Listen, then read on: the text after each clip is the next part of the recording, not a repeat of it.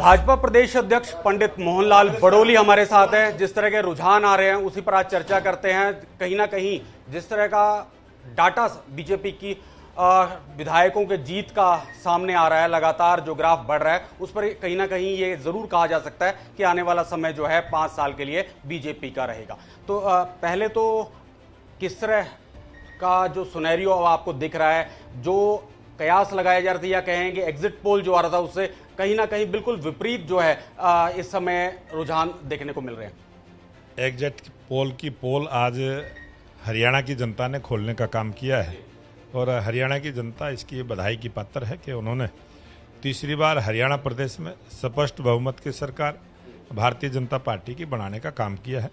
अभी जो निर्वाचन आयोग ने जो अपनी साइट पे डाला है कि 24 भारतीय जनता पार्टी, 20 कांग्रेस और 2 INLD और 2 निर्दलीय और 48 का अभी तक रिजल्ट आउट हो चुका है और जो 42 का अभी बाकी है, उस 42 में भी भारतीय जनता पार्टी 26 पर आगे है, कांग्रेस 15 पर आगे है और 1 निर्दलीय आगे। तो मुझे लगता है कि जिस प्रकार का रुझान सुबह से चला है और अब करीब 4 बजे का समय हो गया, ये रिजल्ट लगभग सा तय हो गया है। कहीं ऊपर नीचे अगर कोई एक आध सीट होगी तो वो आने वाले समय में होगी, लेकिन स्पष्ट बहुमत की सरकार भारतीय जनता पार्टी की बनती हुई दिखाई दे रही है। बिल्कुल, लेकिन कांग्रेस दावा कर रही थी कि इस बार जो 2024 में जो है कहीं ना कहीं 10 साल बाद जो है कांग्रेस बड़े बहुमत के साथ जो है सत्ता की वापसी करेगी और यहां तक भी कहा गया था कई नेताओं के द्वारा कि 70+ इस बार जो है कांग्रेस की सीटें रहेंगी। ये कांग्रेस का घमंड और कांग्रेस का बड़पोलापन और कांग्रेस अपने नेताओं का जो अपमान करने का काम किया है। कांग्रेस ने समय समय पर अपने ही नेताओं का अपना अपमान खुद से किया है और कांग्रेस के नेताओं ने जिस प्रकार की बयानबाजी की, जिस प्रकार से राहुल गांधी ने जाके अमेरिका के अंदर बयान दिया कि SC ST और OBC समाज का अगर कांग्रेस की सरकार आती है तो उसके आरक्षण पर विचार करेगी, जिस प्रकार से शैलजा को अपमानित करने का काम किया, जिस प्रकार से शैलजा को चुनाव से प्रचार से ही बाहर किया और बहुत सारे कांग्रेस के नेताओं ने जो जनता के बीच में ये स्वीकार किया कि कांग्रेस के नेता अपना घर भरने का काम करेंगे। जिस नेता ने बयान दिया था कि कांग्रेस के नेता अपना घर भरने का काम करेंगे, वो भी चुनाव आ रहे हैं। जिन नेताओं ने ये बयान दिया था कि हम 2000 हमारे कोटे में आएंगी, हम जो 50 वोट देगा उसको हम रोजगार देंगे, उसको भी जनता ने हराने का काम किया है। जिस नेता ने जो भी बयानबाजी की है, गन्नौर से भी कांग्रेस के नेता ने जो बयान दिया था कि मैं जिसको चाहूँगा उसको नौकरी दूंगा, 2000 का कोटा है, मैं 2000 एक्स्ट्रा लेके आ जाऊँगा, इस प्रकार के जो बड़बोलेपन से जो बयान कांग्रेस के नेताओं ने दिए थे, किस प्रकार से एक उम्मीदवार इनका नारनौंद में जो उल्टे सीधे बयान देने वाला जरूर पेटवाड़ जीता है, जिसने शैलजा पे भी टिप्पणी की थी, जिसने ब्राह्मण समाज पे भी टिप्पणी की थी। कांग्रेस का एक नेता जीता है, लेकिन जो 3-4 नेता जिन्होंने बड़बोलेपन से पूरे घमंड के साथ किसी ने किसी का अपमान करने का काम किया था, उन सबको जनता ने जवाब देने का काम किया है और आज मुझे लगता है कि स्पष्ट बहुमत की सरकार भारतीय जनता पार्टी की बनने जा रही है। आपने कहा कांग्रेस के कई जो दिग्गज हारे, उसका कारण भी आपने बताया। बीजेपी के भी इस तरह के कई जो बड़े चेहरे हैं वो भी कहीं ना कहीं हार का सामना उनको करना पड़ा। तो कहाँ लगता है कि कहाँ चूक हुई, उनसे चूक हुई या पार्टी लेवल पे कहीं ना कहीं कमी रह गई?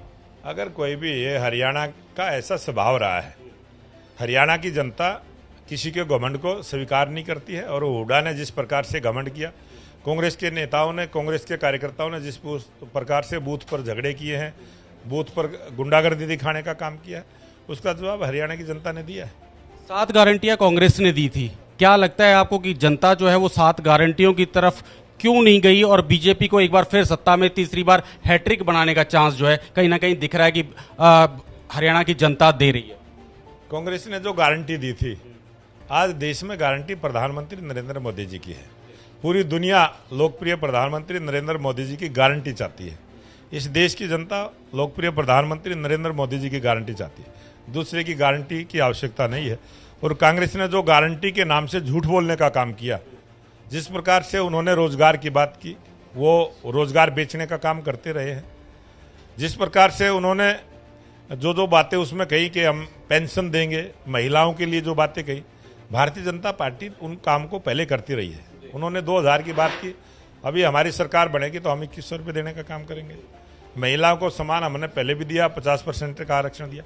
कांग्रेस पार्टी ने तो जो महिलाओं को विधानसभा और लोकसभा में जो आरक्षण 33% का लोकप्रिय प्रधानमंत्री नरेंद्र मोदी जी ने देने का काम किया है, उसका भी कांग्रेस ने विरोध किया। कांग्रेस ने हमेशा से ही देश में लोकतंत्र का सम्मान नहीं किया है, लोकतंत्र को कमजोर करने का काम किया है और उसका जवाब जनता ने दिया है। कांग्रेस ने जो किया है वो उसके आगे आएगा। कांग्रेस ने जो पाप किया है देश की जनता के साथ, देश की जनता उसका जवाब देगी। कांग्रेस ने एक आरोप लगाया, जयराम रमेश ने भी जो है चुनाव आयोग को जो वोटिंग है या आंकड़े जो है वो कहीं ना कहीं छुपाने का या स्लो जो रिजल्ट है उसको स्लो करने का आरोप लगाया। भूपेंद्र सिंह हुड्डा का भी ये आरोप है कि कहीं ना कहीं जो है बीजेपी अपने उम्मीदवार को जिताना चाहती है, इस वजह से जो है वोट काउंटिंग जो है वो स्लो कर दी गई है। और हालांकि चुनाव आयोग ने जो है निराधार कहा है कि ये सारे जो है आरोप निराधार है, तो आप इसको किस तरह देखते हैं? आप जागरूक चैनल के पत्रकार हैं और आपके अनेक पत्रकार हर पोलिंग स्टेशन पर रहते हैं। क्या कोई स्लो प्रोसेस से या तेज स्पीड से कोई काम कर सकता है? हर बूथ के ऊपर हर पार्टी का पोलिंग एजेंट होता है। जब तक उसकी संतुष्टि नहीं होती, जब तक उसके साइन नहीं होते, वो सीट आगे भी नहीं जाती। उसके बाद जो मेन काउंटिंग पर जो उम्मीदवार बैठते हैं या पोलिंग एजेंट बैठता है, जब तक वो साइन ना कर ले तब तक वो सीट आगे रिकॉर्ड रूम में नहीं जाती। रिकॉर्ड रूम में रिजल्ट तैयार होने के बाद जब वो आता है फिर उसके दोबारा साइन होते हैं और जो आरओ टेबल पर जब फाइल आती है उस पर भी साइन होते हैं। उसके बाद वो वहाँ बोर्ड पर चिपकाया जाता है, फिर उसके बाद वो प्रेस में आउट होता है, उसके बाद वो साइट पर चढ़ाया जाता है। ये सारा प्रोसेस है, हमने देखा है, हमने चुनाव लड़े हैं और हमने अनेक बार ऐसा देखा है। और रिजल्ट पूरी गिनती होने के बाद भी सर्टिफिकेट मिलने में भी कम से कम 1 घंटा लगता है। वो एक प्रोसेस है, वो कागजों में निर्वाचन आयोग का निष्पक्ष भाव से कोई जल्दबाजी में काम ना हो, सबको न्याय मिले, सबकी संतुष्टि हो, इस प्रकार से काम किया है। लेकिन फिर भी कांग्रेस का स्वभाव है, वो या तो ईवीएम पर आरोप लगाते हैं या लोकल एडमिनिस्ट्रेशन पर आरोप लगाते हैं। ये 2 ही आरोप कांग्रेस को बचे हैं। अपनी जेब मिटाने के लिए अपनी हार को कांग्रेस ने स्वीकार करना चाहिए, अपने किए हुए पाप को स्वीकार करना चाहिए। देश की जनता से कांग्रेस ने माफ़ी मांगनी चाहिए।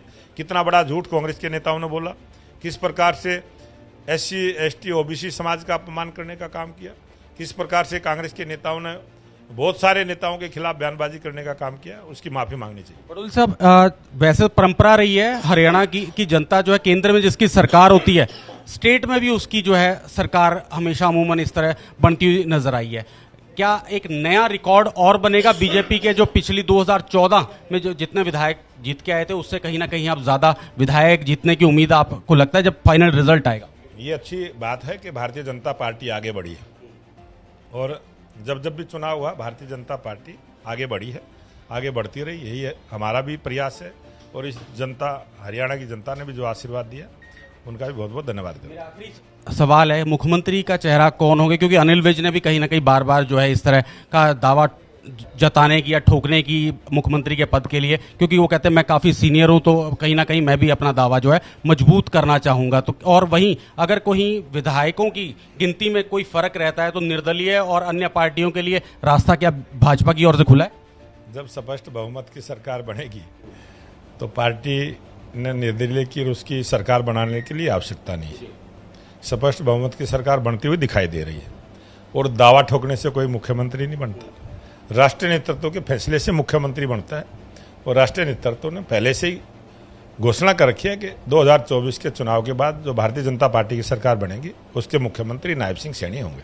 शुक्रिया हमसे बातचीत के लिए। तो पंडित मोहनलाल बड़ोली थे, प्रदेश अध्यक्ष भाजपा, जिन्होंने कहा कि एक प्रचंड बहुमत के साथ जो है हरियाणा में भाजपा तीसरी बार जो है कमल खिलाने जा रही है। मैं अभिषेक तक्षक, कैमरामैन धनंजय शर्मा के साथ PTC न्यूज़, चंडीगढ़।